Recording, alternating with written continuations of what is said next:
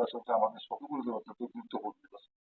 অনুপম সাধারণ জয় একটি হয়েছে এবং আগামী 5টি বছর উন্নয়ন করতে হবে, সেই দিকে লক্ষ্য রেখে আপনাদের কাজ করতে হবে।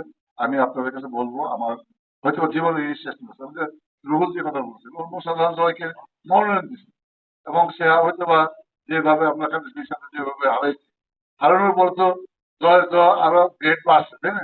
হ্যাঁ, ভাগ বাড়ায়নি, হয়তো বা তাকে বারবার নির্বাচিত হবে, এমপি হবে। আমি তো আর আসলে বয়স হয়ে গেছে, আমি কিন্তু আসলে সেইভাবে নির্বাচন করতে হলে কি রকম পরিশ্রম লাগে, মানসিক, শারীরিক, আর্থিক, এই তিনটা দিক যখন একটা মানুষের চাপ পড়ে তখন কিন্তু অনেক মানুষ দুর্বল হয়ে যায়। তারপরে এমনি আমি মানুষের নির্বাচন করবো, আমার কিন্তু টাকার চিন্তা থাকবে, তাই না? টাকার চিন্তা থাকতে হবে, শারীরিক মানসিক, মানসিক দুইটা দিক যখন থাকে তখন দুর্বল হয়। আমি এসে বলবো যে আপনাদের কাছে আমি অনুরোধ করবো যে আপনারা এই নির্বাচন, আমি হারলে আপনারাও হারবেন, একটি মাত্র কারণে আমি আওয়ামী লীগ সহ আমি 2 বার চেয়ারম্যান ছিলাম।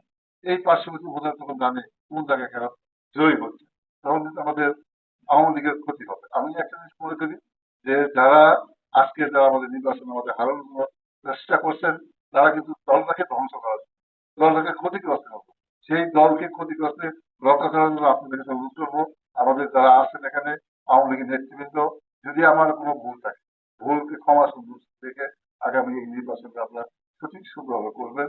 এবং আমি বিশ্বাস করি আপনার যে কয়টা লোক এখানে একত্রিত হয়েছে, আপনারা যদি কাজ করেন, ইনশাল্লাহ এই পড়াশোনার প্রত্যেকটা কেন্দ্রে আমরা বিপুল ভোটে জয়ী হব।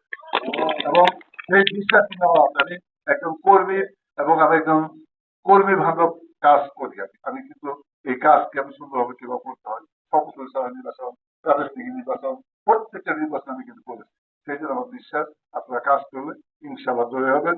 এবং এখানেই জয়ী না, আপনারা যদি এখানে একটু ভালো সংগঠন করেন, ভালো কাজ করেন, তাহলে আপনারা কালিয়া ইউনিয়ন এবং কাকরাবাড়ি ইউনিয়ন তো আপনাদের লোক, বড় সমাজের সবচেয়ে কাছের লোক, সেখানেও আপনাদের কাজ করবেন। আমি আর কথা না পারি, আপনাদের সকলেই ভালোভাবে সুন্দরভাবে কাজ করবেন এই প্রত্যাশা ব্যক্ত করে সবাইকে ধন্যবাদ জানিয়ে আমার কথা শেষ করছি।